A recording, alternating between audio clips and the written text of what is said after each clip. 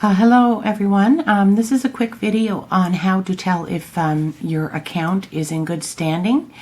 I have the reason I'm putting it up is I'm fairly new to YouTube. I just joined a few weeks ago, and the sites that I have visited are, I think, older.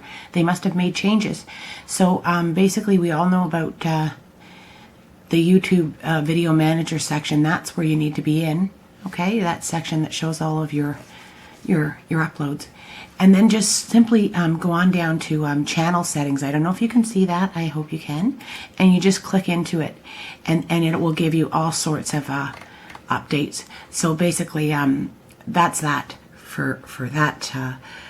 And I am now working on, just excuse the hand there, very shortly I'll be putting up copyright laws, the easy way to understand about important factors on fair use, the differences between the United States and Canada, and you know, how to avoid strikes on your account. Okay, so that's what I'm working on now. I hope to see you soon. Bye.